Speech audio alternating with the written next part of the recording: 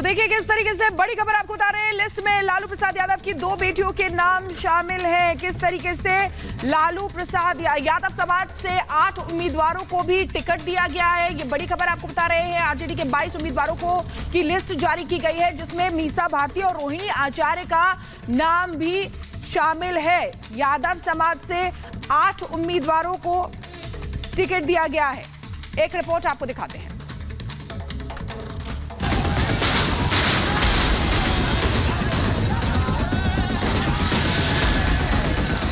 सारण के रण में लड़ाई दिलचस्प होती जा रही है।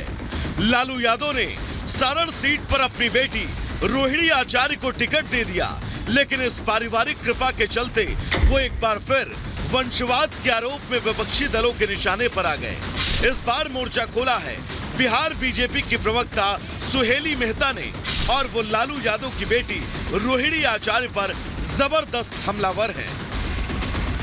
रोहिणी आचार्य ने अपने पिता को किडनी दिया, जान बचाई। ईश्वर करे लालू प्रसाद जी स्वस्थ रहें।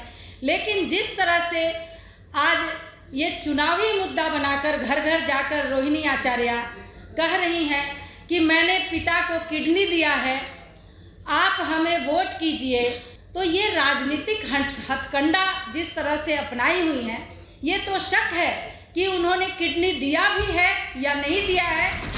बिहार बीजेपी की प्रवक्ता सुहेली मेहता यही नहीं रुकी।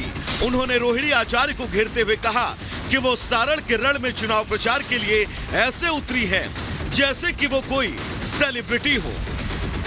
रोहिणी आचार्य जी को अपने क्रेज का घमंड हो गया है।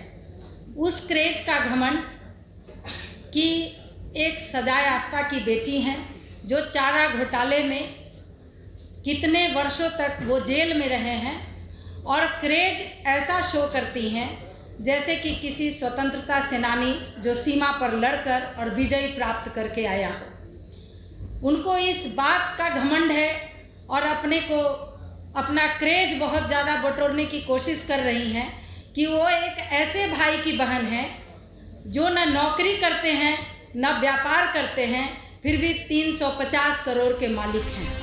राजद पर परिवारवाद को बढ़ावा देने के आरोप लगते रहे हैं, और आरोप बेबुनियाद भी नहीं है।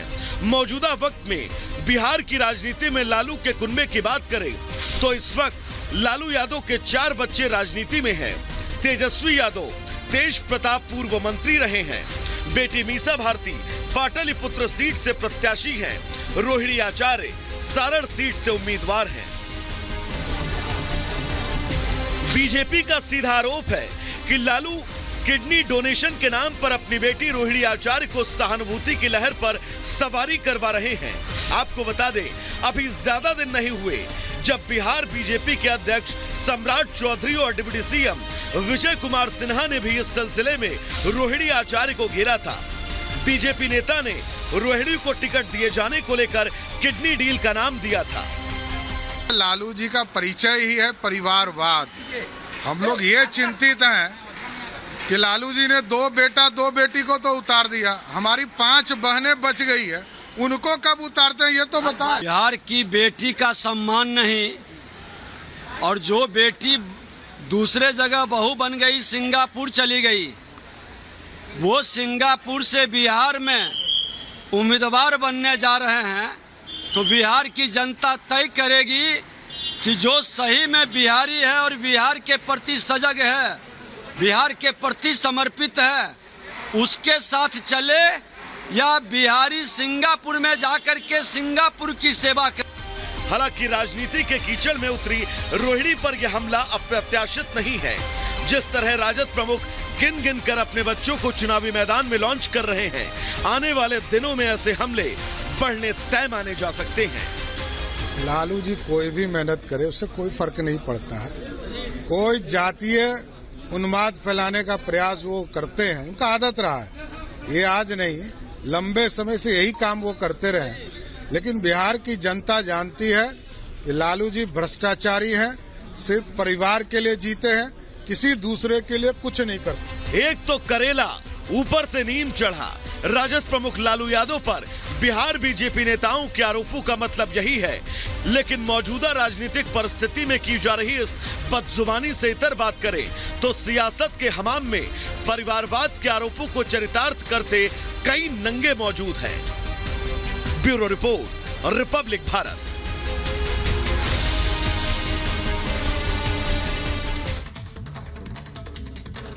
और हमारे साथ हमारे सीनियर एडिटर प्रकाश जी हमारे साथ जुड़ गए हैं, उनके पास जाना चाहेंगे। प्रकाश, जिस तरीके से 22 उम्मीदवारों की लिस्ट एक बार फिर से जारी की गई है, अब लालू प्रसाद यादव और आरजेडी एक बार फिर से वंशवाद के का दंश झेल रही है, विपक्षियों के निशाने पर आ गई है।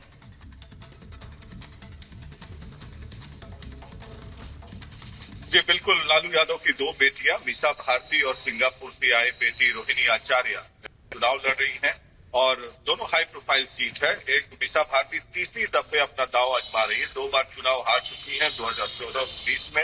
रोहिणी आचार्य कड़ी टक्कर दे रही है राजीव प्रताप रूडी को सारण में और बीजेपी परिवारवाद का आरोप लगा रही है। जैसे कि सम्राट चौधरी ने कहा कि 4 बच्चों को तो मैदान में उतार चुके हैं लालू यादव, 5 और बेटियों को भी उतार दें क्योंकि पूरा परिवार राजनीति में।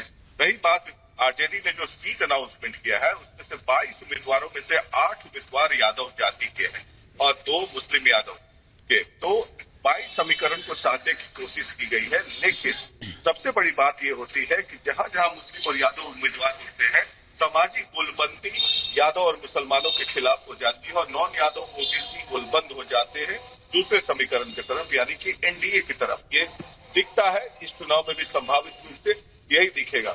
लालू यादव ने इस बार एक चुनाव को लेकर एक प्रयोग किया है कि जो लव कुश फॉर्मूला है नीतीश कुमार के कारण कुशवाहा और पूर्वी जाति का वोट जो एनडीए की तरफ आता था उसको साधने के लिए, और सम्राट चौधरी और उपेंद्र कुशवाहा भी है एनडीए में, कुशवाहा जाति को साधने के लिए मजबूत नॉन यादव ओबीसी का सेगमेंट है, 5 से 6% वोट है इनका, तो 3 कुशवाहा उम्मीदवार को टिकट दिया है। अब देखना है कि प्रयोग कितना सफल होता है। जैसे औरंगाबाद में उन्होंने जेडीयू से एक जिलाध्यक्ष को इम्पोर्ट करके वहां टिकट दिया है। तो सबसे बड़ी बात यह है कि अब देखना है कि लालू यादव कितना टक्कर दे पाते हैं, लेकिन टिकट उन्होंने अच्छी बाजी से पाई। और मुकेश सहनी के साथ भी प्रयोग किया है निषाद वोट को लेकर, जो कि उनका भी 5% वोट है, तो वो भी एक प्रयोग है। और सबसे बड़ी बात कि अभी मुन्ना शुक्ला जो बाहुबली हैं उनको भी टिकट दिया गया है वैशाली से, वहां पर लोजपा की वीणा देवी उम्मीदवार है, वहां पर भी जातीय गोलबंदन की कोशिश की जाएगी। तो एक तरफ वीणा देवी राजपूत है, मुन्ना शुक्ला बुबियार है, तो मुस्लिम यादव पर के साथ अगर बुबियार समीकरण बैठेगा तो कड़ी टक्कर दे सकते हैं। और मुन्ना शुक्ला ने विवादास्पद बयान भी दिया हाल फिलहाल। बिल्कुल, अब ये देखने वाली बात होगी कि इसका फायदा होता है या फिर नुकसान कहीं ना कहीं आरजेडी को झेलना पड़ता है। खैर, बहुत बहुत शुक्रिया हमारे साथ चर्चा में जुड़ने के लिए। वही बात करते हैं आरजेडी के वैशाली से घोषित उम्मीदवार मुन्ना शुक्ला की, जिनका एक वीडियो जमकर वायरल हो रहा है और इस वीडियो में वे अपशब्दों का इस्तेमाल करते हुए, जाति सूचक शब्दों का इस्तेमाल करते हुए नजर आ रहे हैं। देखिए क्या कुछ वो इस वीडियो के जरिए कह रहे हैं।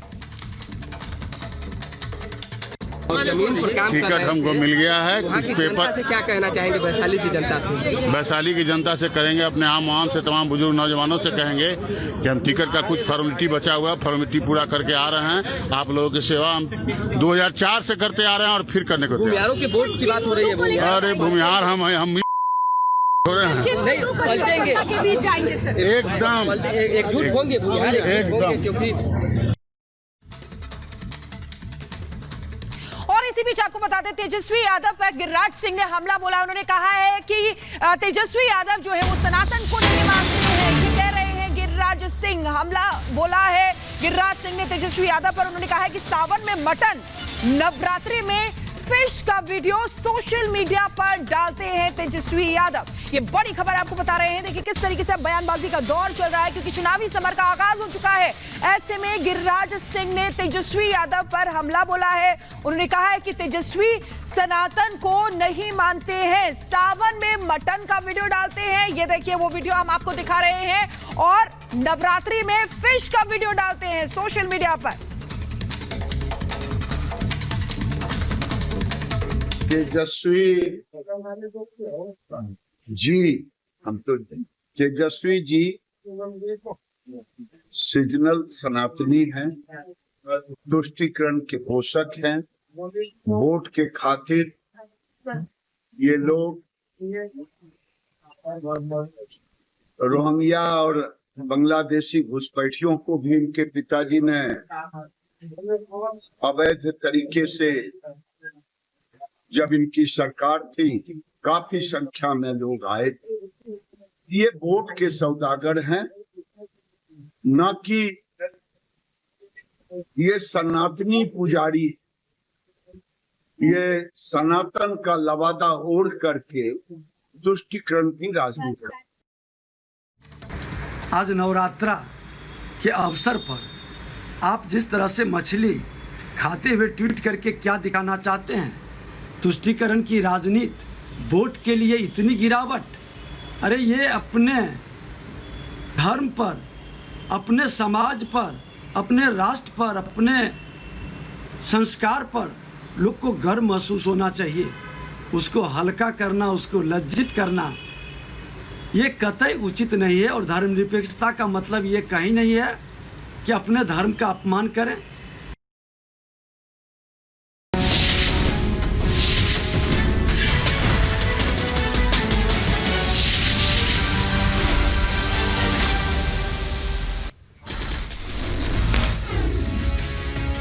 केंद्रीय मंत्री गिरिराज सिंह का कांग्रेस पर हमला, कहा कांग्रेस ने घोषणा पत्र नहीं अन्याय पत्र जारी किया है।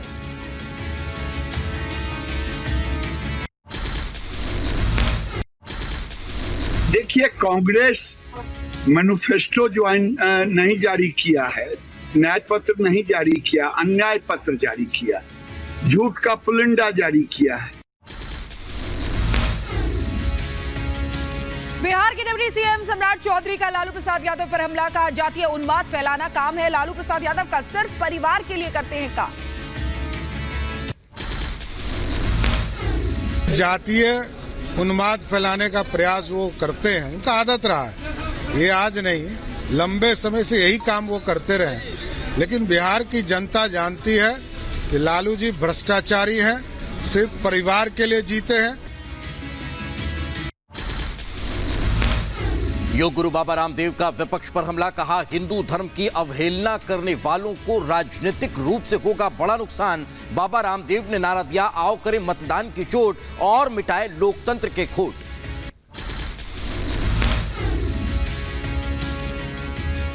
और आगे बढ़ते हैं, आरजेडी के पूर्व विधायक मुन्ना शुक्ला का विवादित बयान, मीडिया के सवाल पूछने पर किया जाति सूचक शब्दों का इस्तेमाल। सपा महासचिव विश्वपाल यादव का बड़ा बयान, कहा बीजेपी झूठे मुकदमों में जनप्रतिनिधियों को भेज रही जेल। कहा अगर मैं गुंडों का सरदार हूं तो बीजेपी प्रत्याशी उनके चेले हैं। हिमाचल के मुख्यमंत्री सुखविंदर सिंह सुक्खू का जयराम ठाकुर पर हमला, कहा जनता के वोटों के आधार पर चुनी गई सरकार को गिराने का जो प्रयास जयराम ठाकुर ने किया वो लोकतंत्र की हत्या है। हिमाचल की जनता जागरूक है, 1 जून को फैसला होगा। दिग्विजय सिंह का रामेश्वर शर्मा पर पलटवार, कहा रामेश्वर शर्मा पर हो कानूनी कार्रवाई, वकीलों से कर रहे सलाह।